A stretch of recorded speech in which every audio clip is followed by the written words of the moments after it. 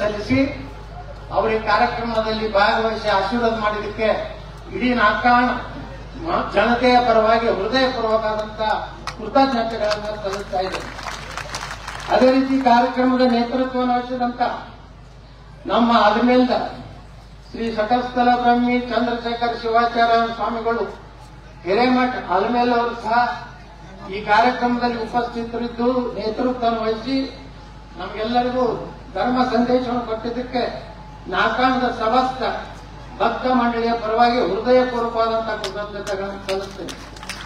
ಅದೇ ರೀತಿ ಹಿರೇಮಠ ಮಾದನ ಇಬ್ಬರಿಗೆ ಶ್ರೀ ಶಟಸ್ಥಲ ಬ್ರಹ್ಮಿ ಶಾಂತವೀರ ಶಿವಾಚಾರ್ಯ ಮಹಾಸ್ವಾಮಿಗಳು ಸಹ ಇಂದಿನ ಕಾರ್ಯಕ್ರಮದಲ್ಲಿ ನೇತೃತ್ವ ವಹಿಸಿ ನಮಗೆ ಮಾರ್ಗದರ್ಶನ ಮಾಡಿದಂತ ಪೂಜ್ಯರಿಗೂ ಸಹ ನಾವು ನಾಕಾಣ ಜನರ ಪರವಾಗಿ ಹೃದಯಪೂರ್ವಕವಾದಂತ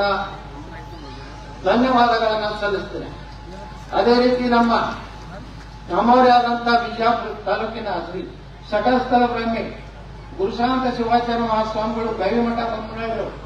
ಅವರು ಸಹ ಈ ಕಾರ್ಯಕ್ರಮದಲ್ಲಿ ಭಾಗವಹಿಸಿ ಎಲ್ಲರಿಗೂ ಧರ್ಮ ಸಂದೇಶ ನೀಡಿದ್ದಕ್ಕೆ ನಾಕಾಣ ಮಹಾಜನತೆಯ ಪರವಾಗಿ ಹೃದಯಪೂರ್ವಕವಾಗಿ ಅವರಿಗೂ ಆಶೀರ್ವಾದ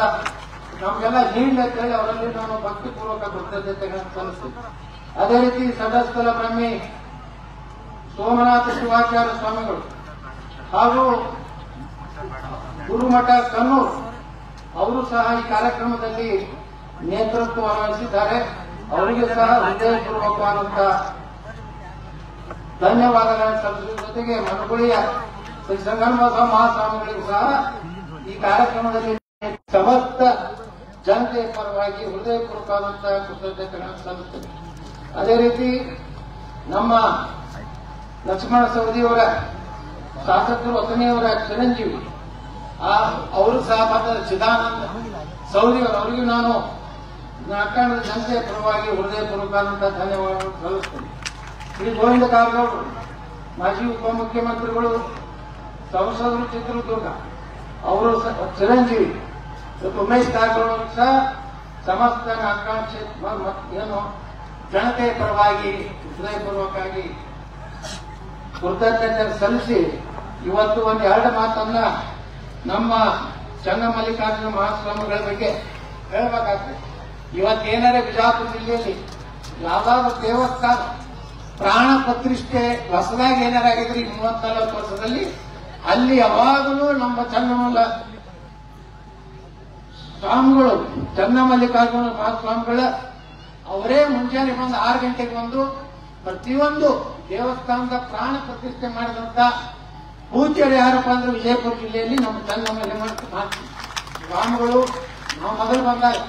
ಸುಮಾರು 25-30 ವರ್ಷದಿಂದ ಏನ್ ನಮ್ಮ ಭಕ್ತಾಳ ಸ್ವಾಮಿಗಳ ಕಾರ್ಯಕ್ರಮ ಮಾಡ್ಬೇಕಂತ ಆಹ್ವಾನ ಕೊಡ್ಲಿಕ್ಕೆ ಬಂದಾಗ ಬಹುಶಃ ಮಠ ಬಹಳ ಸಣ್ಣದಿತ್ತು. ಇವತ್ತೆಲ್ಲ ಇಷ್ಟು ದೊಡ್ಡ ವಿಸ್ತೃತವಾಗಿ ಈ ಮಠವನ್ನ ಅಭಿವೃದ್ಧಿ ಬೆಳೆಸಿ ಮತ್ತು ಈಗಾಗಲೇ ಪೂಜ್ಯರು ನಮ್ಮ ಸನ್ನಿಧಿಯವರು ಹೇಳದಂತೆ ಮೂಲ ರಂಭಾಪುರ ಪೀಠದ ಶಾಖಾ ಮಠವಾಗಿ ಇವತ್ತು ಆ ಮೂಲ ಪೀಠದ ಜಗದ್ಗುರುಗಳನ್ನ ಕರೆದು ಇವತ್ತು ಅವರ ಆಶೀರ್ವಾದದೊಂದಿಗೆ ಇದನ್ನೆಲ್ಲ ಉದ್ಘಾಟನೆ ಮಾಡ್ತಿದ್ದಾರಲ್ಲ, ನಿಜಕ್ಕೂ ಚನ್ನಮಲ್ಲಿಕಾರ್ಜುನ ಮಹಾಸ್ವಾಮಿಗಳು ಪಂಚಪೀಠದ ಬಗ್ಗೆ ಇರುವಂತವರ ಅಪರೂಪ ಆದಂತಹ ಗೌರವವನ್ನ ನಾವೆಲ್ಲರೂ ಇಂದಿನ ಇಲ್ಲಿ ಸೇರಿದಂತಹ ಜನ ಅವರಿಗೆ ಕೃತಜ್ಞತೆಗಳನ್ನು ಸಲ್ಲಿಸಿ ತಾವೆಲ್ಲ ಬೆಳಿಗ್ಗೆಯಿಂದ ಸಾಕಷ್ಟು ಮಂದಿ 3 ಗಂಟೆ ಆಯ್ತು, ನಾನು ಬೆಂಗಳೂರಿನಿಂದ ಬರಬೇಕಾಯ್ತು, ತಡ ಆಗಿ ಬಂದೆ, ನಾನು ಕ್ಷಮೆಯನ್ನು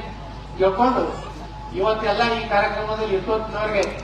ಎಲ್ಲ ಊರಿನ ಹಿರಿಯರು ತಾಯಂದ್ರ ಅಣ್ಣ ಮತ್ತು ನಮ್ಮೆಲ್ಲ ಯುವಕರು ಸಹನೆ ಸಂಕ್ಷಿಪ್ತ ಸಮಾಜಕ್ಕೂ